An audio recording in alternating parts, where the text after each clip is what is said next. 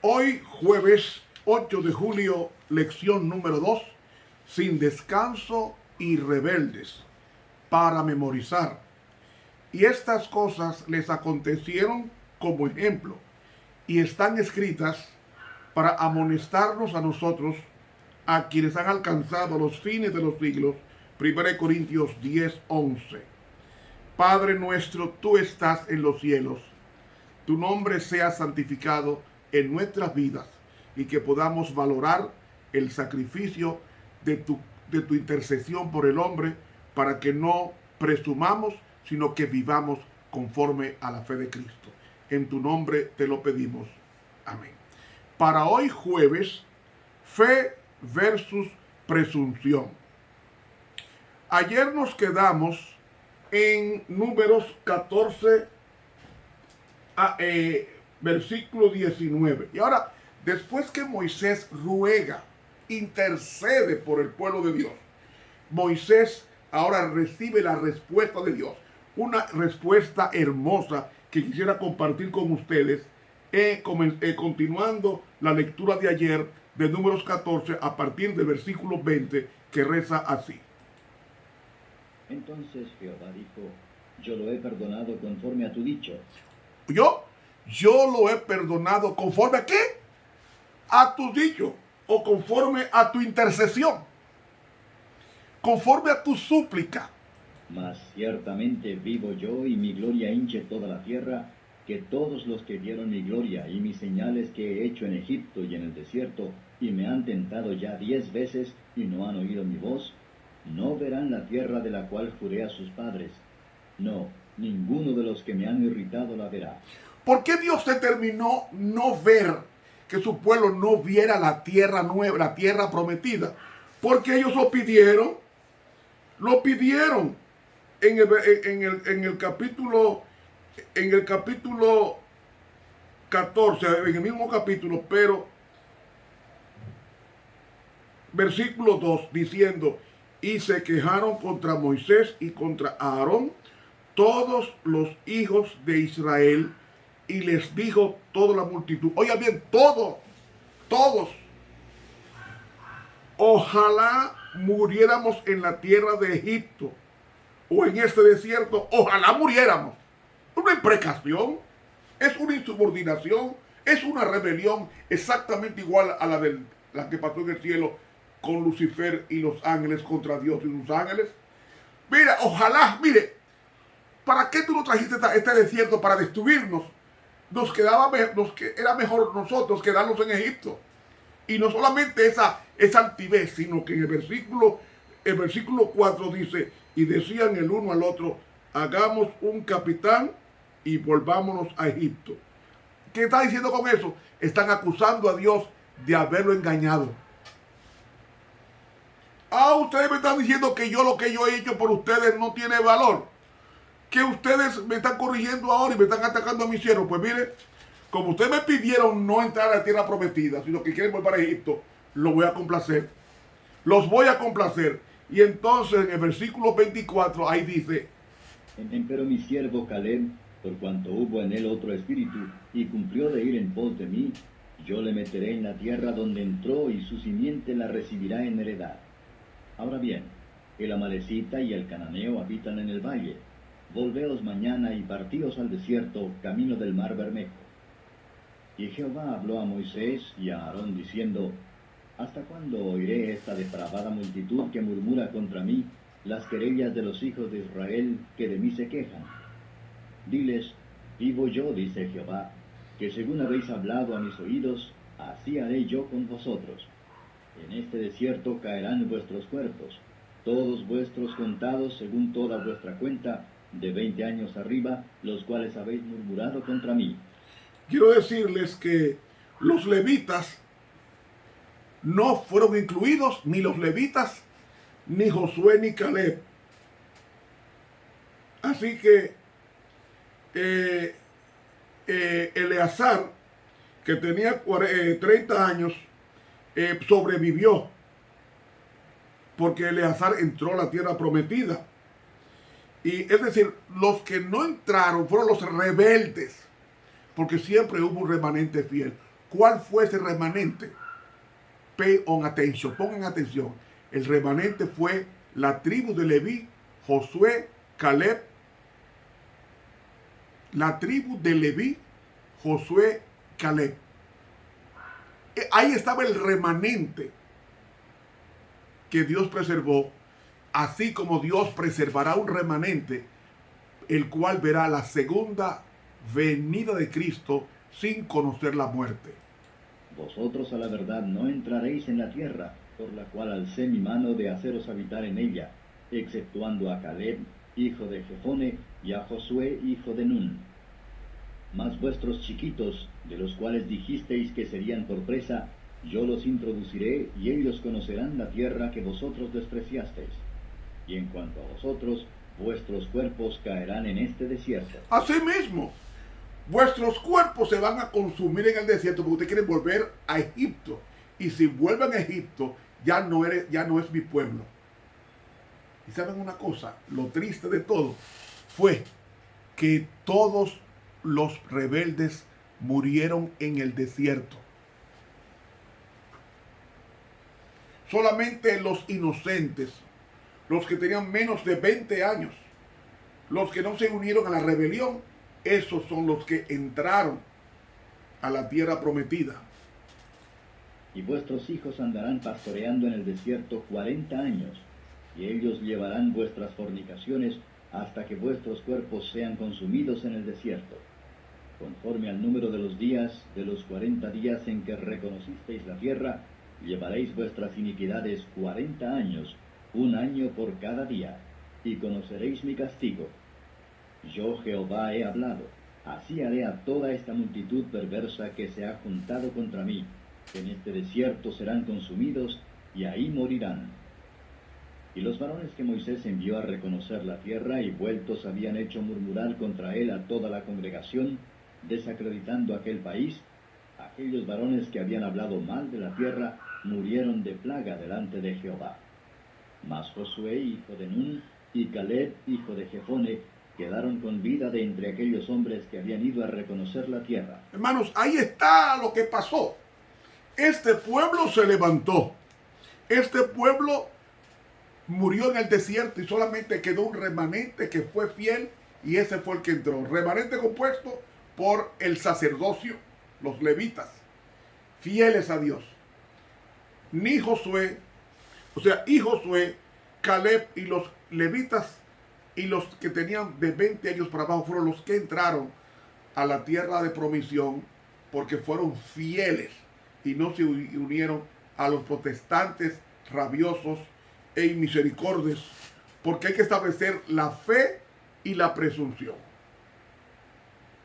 ¿Qué es fe y qué es presunción? Presunción es simulación. Presumir una cosa que tú no eres. Eso es presunción. Fe no, la fe es vivir la vida dependiendo de Cristo. Entonces tenemos que establecer esa diferencia.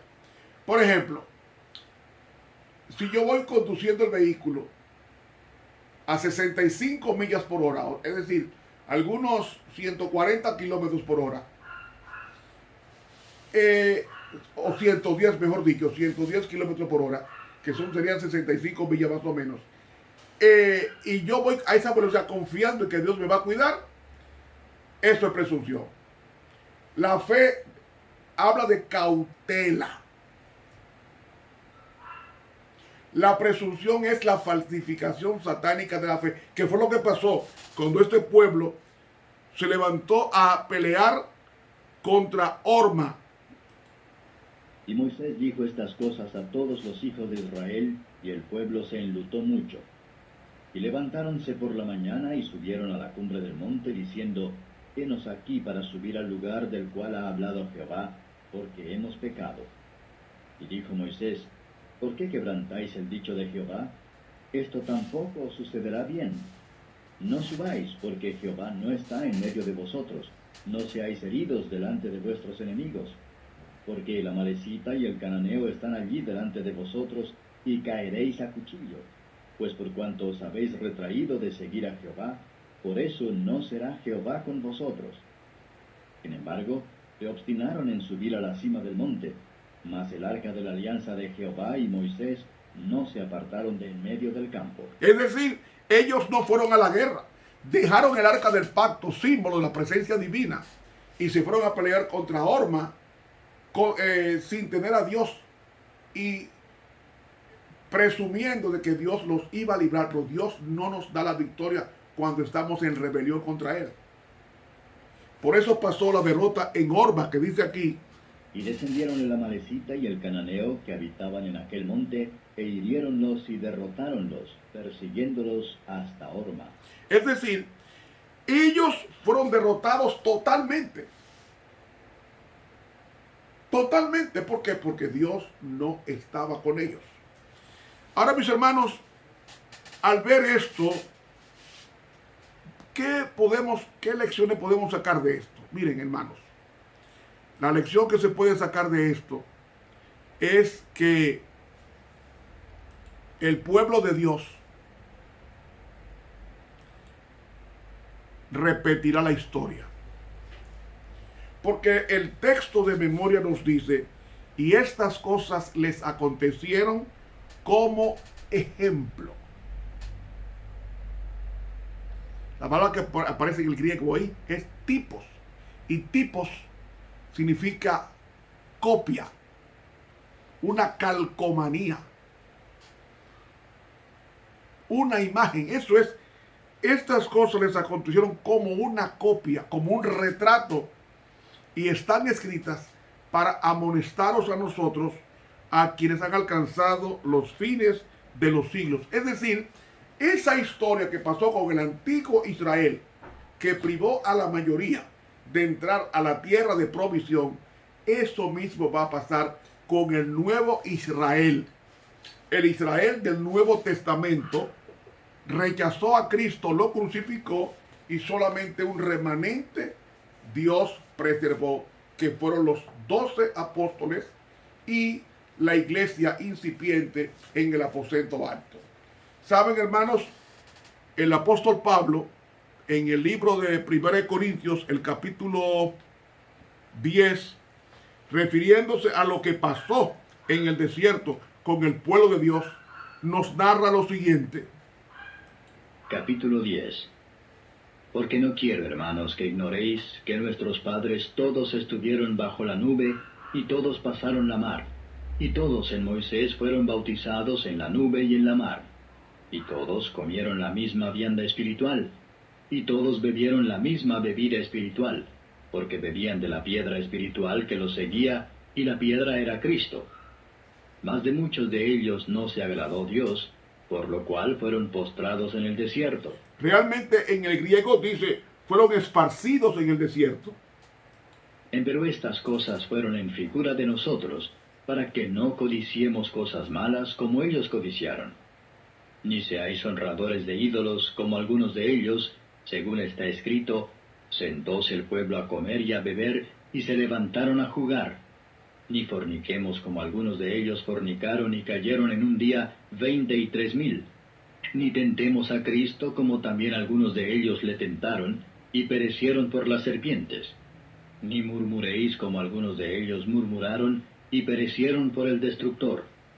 Y estas cosas les acontecieron en figura, y son escritas para nuestra admonición, en quienes los fines de los siglos han parado. Así que, el que piensa estar firme, mire, no caiga. Hermanos, esto no debe volver a repetirse. Pasó en el antiguo Israel, pasó en el Nuevo Testamento. Y saben una cosa, pasó con nuestra iglesia en 1844. 500,000 de hermanos estaban predicando que Cristo vendría el 22 de octubre de 1844. El movimiento milerita. Y cuando pasó la fecha y Cristo no vino, de los 500,000 hermanos que éramos, se redujo a 50. a 50. Y a finales de diciembre de 1844 apareció una visión de una jovencita llamada Helena Harmon o Gold Harmon en Portland, Maine. Recibió su primera visión sobre el conflicto entre el bien y el mal, años después conocido como el conflicto de los siglos. Y hermanos, ¿saben? La mayoría se fue y solamente quedó un remanente, y ese remanente ha ido creciendo y creciendo, y hoy día somos alrededor de 23 o 24 millones y seguirá creciendo porque la tierra va a ser alumbrada con la gloria del Señor, según Apocalipsis 18 del 1 al 4. Y hermanos, ¿saben una cosa? Debemos de estar conscientes de que la historia se repetirá. Así como hubo traidores en los días de Moisés y traidores en los días de Jesús y traidores en los días del movimiento milerita, así habrá traidores poco antes de que se termine la gracia sobre el planeta. Y saben, mis hermanos, debemos establecer la diferencia entre lo que es la fe y lo que es la presunción. Lo que es la fe y lo que es la presunción. Porque la presunción es la fe falsificada. La fe falsificada.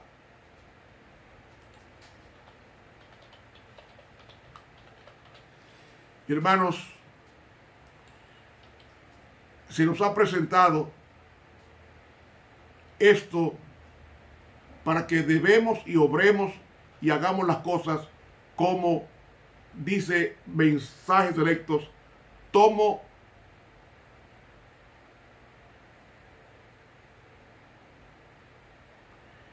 tomo 2, la página 103, dice: el que lleva un mensaje al pueblo de Dios debe ejercer un perfecto control.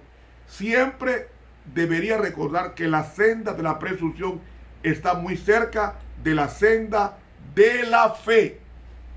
En ningún caso debería utilizar expresiones extravagantes, porque no afectará con toda seguridad a una clase determinada y pondrá en juego influencias que no podrían ser controladas por un caballo impetuoso. Hermanos, eso es la presunción, la falsificación,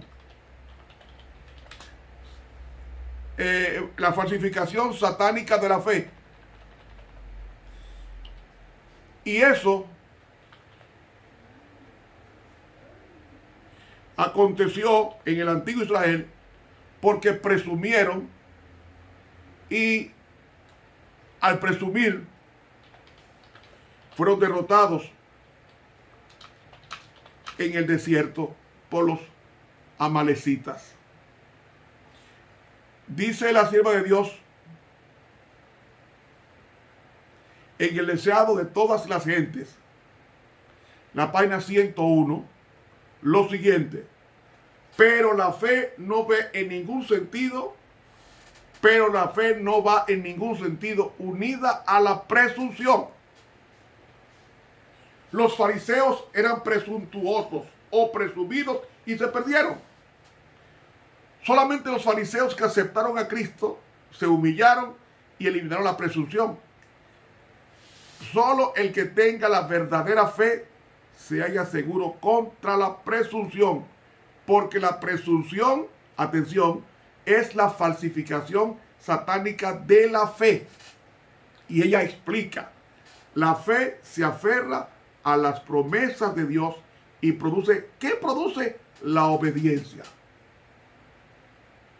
La fe que produce obediencia. Y Santiago, hermano de Jesús, dice que la fe sin obra es muerta. Si es muerta, es una falsificación, porque la auténtica fe demanda obediencia, dice el mismo hermano de Jesús llamado Santiago. Entonces, la presunción es la falsificación satánica de la fe. La fe se aferra a las promesas de Dios y produce la presunción.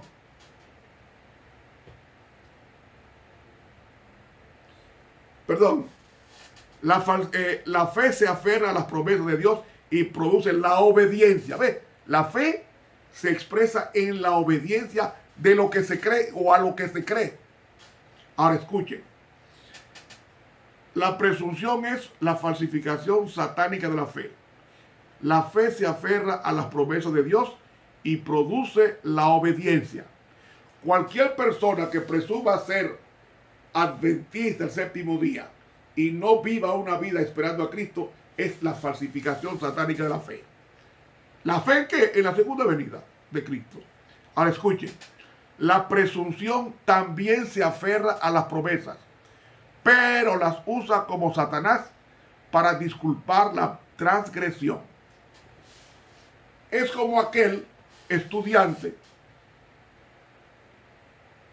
cristiano que estudia y pasa la materia, y aquel otro estudiante que no estudia y quiere que Dios le haga el examen. Eso es presumir, eso es presunción.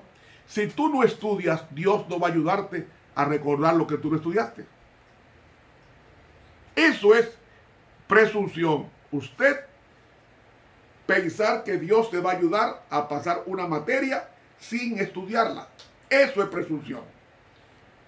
Fe es, tengo que estudiar y aplicar este criterio en mi vida, y viene inmediatamente el pase con buenas notas cuando se estudia. Entonces, dice ella aquí, usted no puede exigir la bendición de Dios si está constantemente en desobediencia a Dios. Eso es presunción. Usted no puede reclamar como el antiguo Israel que Dios te proteja de los amalecitas cuando tú no estás buscando a Dios. Por eso fue que ellos fueron derrotados por los amalecitas. Por completo fueron derrotados. ¿Por qué? Porque Dios no estaba con ellos, porque ellos habían dado la espalda a Dios diciendo, queremos irnos a Egipto. Dice ella, la presunción los indujo a transgredir su ley, creyendo que su amor grande los salvaría de las consecuencias de su pecado. No es la fe lo que reclama el favor del cielo sin cumplir las condiciones bajo las cuales se concede una merced. La fe verdadera tiene su fundamento en las promesas y provisiones de las Escrituras. Hermanos, hay que actuar en base a la fe, y la fe implica obediencia. Si no se obedece la ley de Dios, por su gracia, no hay autenticación de la fe. En el capítulo de la fe de Hebreos 11, dice que Moisés se mantuvo como viendo al invisible. Y lo dice de una forma elocuente, porque dice el versículo 27, por la fe salió a Egipto, no temiendo la ira del rey, porque se sostuvo como viendo al invisible. Eso es fe. Y ver al invisible es estudiar su palabra. Ver al invisible es vivir lo que se estudió de la palabra. Eso es fe. La otra es presunción. Por tanto, los que viven una vida diferente a lo que profesan, eso se van a quedar aquí abajo. Voy a repetir esto. Cuando usted predica una cosa y vive otra, eso se llama presunción. Cuando usted vive lo que predica o lo que usted enseña, lo vive, eso es fe.